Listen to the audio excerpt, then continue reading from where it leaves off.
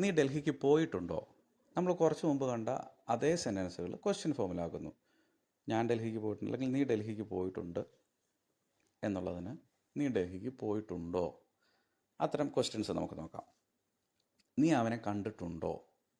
നീ അവനെ കണ്ടിട്ടുണ്ട് എന്നാണെങ്കിൽ യു ഹാവ് സീൻ ഹെർ എന്നായിരുന്നു. Have you seen him? Have you seen him? You have seen him just തിരിച്ചിട്ടാൽ മതി. ഇതിനു മുമ്പ് നമ്മളങ്ങനെ തിരിച്ചിടുന്നത് കണ്ടതാ. അവൻ നിന്നോട് പറഞ്ഞിട്ടുണ്ടോ? ഹി ഹാസ് ടോൾഡ് മീ എന്നുള്ളത് ഹാസ് ഹീ ടോൾഡ് യു എന്നായി. ഹി ഹാസ് ടോൾഡ് യു എന്നുള്ളത് ഹാസ് ഹീ ടോൾഡ് യു എന്നായി. അവൻ അവളോട് ചോദിച്ചിട്ടുണ്ടോ? അവൻ അവളോട് ചോദിച്ചിട്ടുണ്ടോ? ചോദിച്ചിട്ടുണ്ട് എന്നാണെങ്കിൽ ഹി ഹാസ് ആസ്ക്ഡ് ഹെർ ആണ്. ക്വസ്റ്റ്യൻ ആകുമ്പോൾ എങ്ങനെയാവും? Has he asked her? Has he asked her? അവൾ നിന്നെ അറിയിച്ചിട്ടുണ്ടോ? അറിയിച്ചിട്ടുണ്ട് എന്നുള്ളത് ഷീ ഹാസ് ഇൻഫോംഡ് ആണ്. ഇപ്പോൾ എന്തായി? Has she informed U?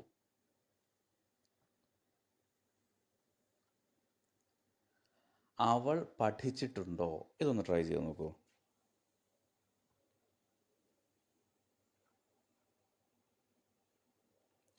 സിമ്പിളാണല്ലേ? Has she studied? She has studied എന്നാണ് അവൾ പഠിച്ചിട്ടുണ്ട് എന്നുള്ളതിന് പറയുന്നത്. പഠിച്ചിട്ടുണ്ടോ എന്നാകുമ്പോൾ ഹാസ് ഷീ സ്റ്റഡീഡ് എന്നായി. അവർ വന്നിട്ടുണ്ടോ? ദേ വരുമ്പോൾ ഹാവ് മതി. Have they come? ഇനി അവർ അവിടെ താമസിച്ചിട്ടുണ്ടോ? ദേ ഹാവ് സ്റ്റേഡ് ദെയർ ആണ്, അവരുടെ താമസിച്ചിട്ടുണ്ട്. ക്വസ്റ്റ്യൻ എങ്ങനെയാണെന്നൊന്ന് ട്രൈ ചെയ്ത് നോക്കൂ. Have they stayed there? അവർ അവിടെ താമസിച്ചിട്ടുണ്ടോ? Have they stayed there? Ramesh അവളെ കണ്ടിട്ടുണ്ടോ? രമേശ് അവളെ കണ്ടിട്ടുണ്ടോ? Has Ramesh seen her? Has Ramesh seen her?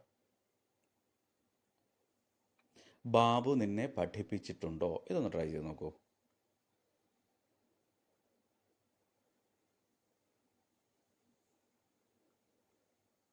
Has Babu taught U?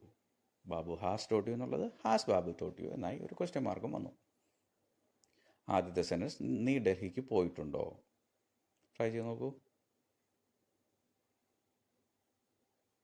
Have you gone to Delhi അല്ലെങ്കിൽ have you been to Delhi?